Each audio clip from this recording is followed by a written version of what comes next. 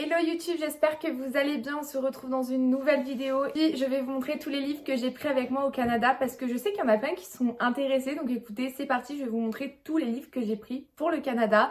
Donc c'est pour ça que ma bibliothèque est si petite, voilà, vous doutez bien, c'est plus le même décor, c'est plus rien, mais promis, bientôt le décor va changer un petit peu quand même.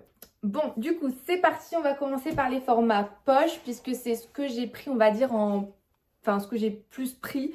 Parce que c'est plus facile à embarquer tout simplement. Donc déjà je me suis pris Italian Mafia, c'est vraiment le livre que je voulais absolument lire ici au Canada. Je n'ai pas eu encore l'occasion de le lire parce que mon rythme de lecture a vraiment sacrément baissé, mais j'ai trop hâte de le lire. C'est une dark romance, donc pas avant 18 ans, et c'est la suite du coup de Russian Mafia. La fin de Russian Mafia te donne littéralement envie de lire le tome 2.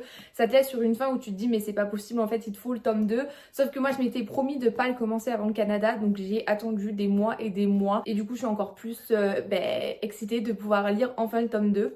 Ensuite, je me suis pris un petit roman psychologique qui est du coup Mémoire d'un expert psychiatre. Vraiment, il me tente énormément. Mais en France, vu que c'était quand même une petite brique, je me suis dit, Lona, vu que tu as une palle à vider, c'était pas forcément nécessaire que je lise des briques. Donc je me suis dit, tu le prends au Canada et en plus, ça va me permettre vraiment d'alterner entre la romance, la dark romance et du coup les romans un peu psychologiques avec un thriller et tout ça. Donc j'ai trop hâte. J'ai pas trop lu le résumé parce que comme vous le savez, je n'aime pas forcément me faire spoiler. Donc la vidéo, il n'y aura pas forcément beaucoup de résumés. Juste je vais vous les montrer et dans mon avis lecture, bien évidemment que vous aurez un résumé et mon avis final. Mais voilà, moi je suis quelqu'un, je suis team, je veux pas me faire spoiler par les résumés, donc je les lis pas. Je me suis pris du coup les dessous de La Chambre Noire, qui est du coup un peu la suite de Nymphéa et La Chambre Rouge. J'avais adoré Nymphéa, c'était une lecture que j'avais vraiment surkiffé. C'était assez spécial parce que c'était vraiment le premier livre où il y avait autant de smut et où c'était autant d'écrits et tout. Et pourtant j'avais adoré parce que j'ai adoré en fait tout simplement l'écriture de Margarita Gabbiani. C'était juste incroyable. Donc comment vous dire que le tome 2 j'avais trop hâte de le lire, mais le truc c'est que c'était une bricasse, donc je me suis dit écoute, ne le lis pas en France sinon ça va encore une fois trop te retarder. Comme vous pouvez voir, il y a quand même pas mal de briques que j'ai pris avec moi au Canada parce que je me suis dit vu que je vais acheter moins de livres ici, il faut que mes livres durent un peu plus longtemps. Bien que par exemple je vais vous montrer après, j'ai pris un livre qui est assez court et ça fait 4 jours que je suis dessus, donc comme quoi ça veut rien dire. Ensuite je me suis pris de BCC, vous allez voir j'ai beaucoup de BCC parce que c'est mon autrice préférée. J'ai pris Eleanor N. Gray, je n'ai jamais été tentée par Eleanor N. Gray. J'avais adoré London and Shade, mais je me suis jamais dit j'ai hâte de lire Eleanor N. Gray. Mais j'ai vu quelqu'un sur le BookTok, une fille que je suis, qui dit que c'est vraiment sa meilleure romance de l'année. Donc écoutez, vu qu'elle a dit qu'elle était incroyable et que je lui fais confiance, je me suis dit tu sais quoi, prends-le. Et quand je suis allée du coup comment ça s'appelle, à J.P. Joseph, il était en promo, donc je me suis dit c'est le moment. Et puis en tout cas c'est du BCC, donc je suis sûre d'aimer. Donc je l'ai pris et j'espère que je vais aimer. N'hésitez pas à me dire si vous l'avez aimé et qu'est-ce que vous en pensez. Ensuite de BCC, donc ça c'était un service presse que j'ai reçu de la part de Hugo Roman qui était du coup The Golden Sweater de Brittany Sechéry. Encore une fois, j'ai trop hâte de le lire. Ça va être sûrement l'une de mes prochaines lectures pour que je puisse faire un avis lecture et envoyer à Hugo. Malgré le fait que je suis plus partenaire avec eux, je vais quand même leur envoyer un petit peu toutes les vidéos que j'ai faites concernant leurs livres. Donc je vais très prochainement le lire, ça c'est sûr, et en plus de toute façon c'est du BCC, donc bien évidemment que ce sera ma prochaine lecture parce que j'aime trop cette autrice. Ce livre a l'air incroyable, j'ai trop hâte de découvrir cette histoire. Donc dans ce livre vous allez suivre Milo et Starlet qui ont décidé de passer un moment ensemble sans vraiment se promettre quoi que ce soit. Parce que je pense que chacun a un petit peu une vie un peu compliquée, donc ils se sont dit lors d'une soirée étudiante où ils se sont croisés, écoute, on passe une bonne soirée et on oublie nos problèmes. Sauf que c'était jusqu'au moment où Starlet va le voir sur le banc de l'école, mais elle est prof et lui il est étudiant.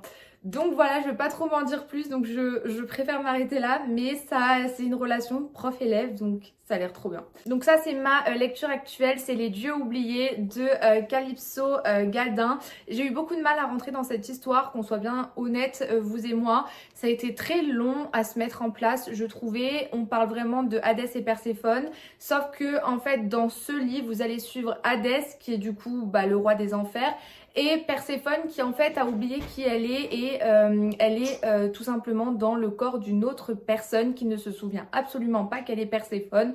Donc en fait entre Hadès qui essaye de retrouver Perséphone et Perséphone qui elle a d'autres vies et qui ne se rappelle pas qu'elle est une déesse, et ben c'est un peu compliqué jusqu'au jour où ils vont se croiser puisque Cory qui est du coup Perséphone a plein de visions et elle essaye de comprendre qu'est-ce qui se passe et c'est là qu'elle va faire la rencontre d'Hadès. Donc c'est vraiment un mythe qui est retravaillé. C'est pas du tout comme la vraie mythologie, mais l'histoire est sympa. Donc j'ai hâte de le finir parce que vraiment là on commence à rentrer dans l'action et j'ai vraiment envie de découvrir la suite. Donc écoutez, j'ai trop hâte. Je vais pas en parler pendant 1000 ans, mais j'ai Twisted Hate mais en anglais. Vous allez me dire, mais t'as détesté les Twisted si vous me suivez sur TikTok. Bien évidemment que j'ai pas aimé. J'ai pas aimé Twisted Love, j'ai un peu plus aimé Twisted Game mais c'était pas non plus waouh. Twisted Hate je l'ai pris en anglais parce que on m'a dit que c'était assez facile à comprendre. Donc je me suis dit écoute je prends lui en anglais et on verra si j'arrive à le lire durant mon année au Canada. J'ai d'autres livres de toute façon en anglais sur ma Kindle, c'est beaucoup plus simple sur Kindle parce que je peux faire la traduction et le jour où je me sentirai un peu plus à l'aise je lirai Twisted Hate.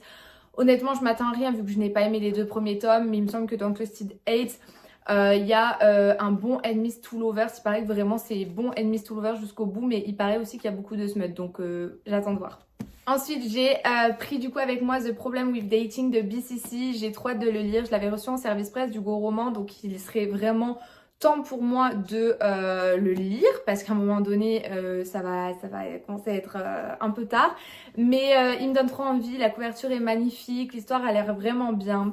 Vous allez suivre Yara et Alex qui vivent dans une petite ville. Sauf que le jour où Alex arrive en ville, et ben il décide d'ouvrir un restaurant 5 étoiles en face de la garderie pour chiens de Yara. Un jour ils vont se croiser et leur échange va être assez houleux, donc entre eux ça va être vite compliqué d'avoir une relation saine et avec une bonne entente de voisinage. Un jour Alex va hériter d'un chien de sa grande tante et il va pas avoir le choix de se faire aider par Yara, donc on va avoir ce côté un peu proximité forcée, Enemies to Lovers ou Grumpy Sunshine je pense, donc j'ai trop hâte de découvrir cette histoire, ça a l'air juste incroyable. Je vous en dirai des nouvelles. West Whale de Lena Kiefer, je l'ai lu, j'ai beaucoup aimé. On est un peu dans le style Gossip Girl avec une relation interdite que j'ai beaucoup aimé. Vous allez suivre Elena, ça fait 2 ans qu'elle n'est pas rentrée à New York, mais le jour où elle rentre c'est tout simplement parce qu'elle apprend le décès de Valérie qui est sa sœur et Adam qui était le petit copain de sa sœur. À l'époque, Elena elle n'avait pas le courage d'affronter la famille Colwell et là elle a décidé qu'il fallait qu'elle apprenne la vérité, qu'elle remette en fait à jour tout ce qui s'est réellement passé et redorer un peu l'image de sa sœur Valérie. Mais dans sa quête, elle se heurte à Jessica qui est du coup le frère d'Adam et lui déteste par-dessus tout la famille de Helena. Entre eux, il va avoir des sentiments et ils n'arrivent pas à lutter contre ces sentiments, sauf que c'est une famille qui est rivale, donc automatiquement ça va être compliqué entre eux. Ils vont devoir faire des choix et à vous de voir les choix qu'ils feront. C'était une lecture très sympa, vraiment à l'esprit un peu Gossip Girl comme je vous ai dit. Donc moi je vous le conseille, on a du Enemies to Lovers, on a Proximité forcée. Donc c'était une très bonne lecture. Et ensuite j'avais pris avec moi Evil de Tracy Metayer. Malheureusement je ne l'ai pas encore DNF parce que je l'ai sur Kindle et j'ai espoir de le lire quand même. Mais ce n'est pas un coup de cœur pour le moment, j'ai un peu de mal. Du coup, vous allez suivre Olympe qui va arriver dans un institut qui s'appelle Evil, qui est un institut pour les enfants un petit peu problématiques. Puisqu'elle a perdu ses parents, elle n'a plus personne et elle se fait envoyer par son oncle dans cet institut. Elle va faire la rencontre de Ange et Ange c'est quelqu'un qu'elle connaît très bien puisque c'est les enfants d'amis de ses parents du coup qui sont décédés. Ange est persuadée que Olympe l'a trahi et du coup il veut lui faire vivre un enfer et Olympe, elle, à contrario, ne comprend pas pourquoi il est aussi détestable alors qu'entre eux il y avait quand même une très bonne alchimie et ils s'entendaient très très bien. Donc vous allez suivre un petit peu l'histoire de Olympe, comment elle va se reconstruire suite au décès de ses parents et comment Ange va réussir finalement à apprendre la vérité sur ce qui s'est réellement passé pour Olympe. Donc écoutez, moi je l'ai pas encore DNF mais je sais pas si je le ferai ou pas, honnêtement je suis encore en mode hésitation. C'était pas la lecture de l'année mais je sais pas, j'ai quand même envie de continuer, de persister parce que je pense qu'il y a quand même du potentiel. Et ensuite j'ai acheté 2 livres déjà au Canada, donc j'ai acheté 2 formats poche et pour pas très cher, donc je vais vous les montrer. Je me suis pris déjà du coup Maybe Someday de Colleen Hoover. Par contre j'ai un petit peu peur que ça soit une suite. J'espère pas, mais il me dit rien du tout. Je sais pas, il me dit rien du tout. Je l'ai payé, il me semble 4 ou 5 dollars, donc franchement c'était vraiment pas cher. J'ai hâte de découvrir cette histoire. De ce que j'ai compris, vous allez suivre Sydney qui a 22 ans, qui a tout pour réussir. Elle a des études passionnantes, elle a un mec parfait.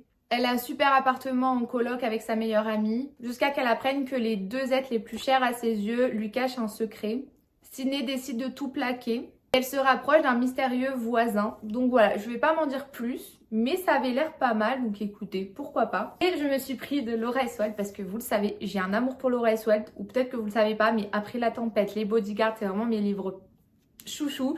J'ai pris My Escort Love qui était à 3,25 $ s'il vous plaît, ça valait trop le coup. Donc même si c'était pas le livre qui me tentait le plus de Laura, je me suis dit en soi 3,25 $ et c'est du Laura, bah, je le prends direct quoi. Donc j'ai trop hâte de découvrir cette histoire. Je sais pas, il m'a inspiré, il m'a intrigué. Écoutez, j'ai hâte de découvrir. Donc voilà pour les livres que j'ai embarqués avec moi au Canada. J'espère que cette vidéo vous aura plu. Honnêtement, très prochainement, normalement, vous aurez un arrière-fond avec quand même une bibliothèque.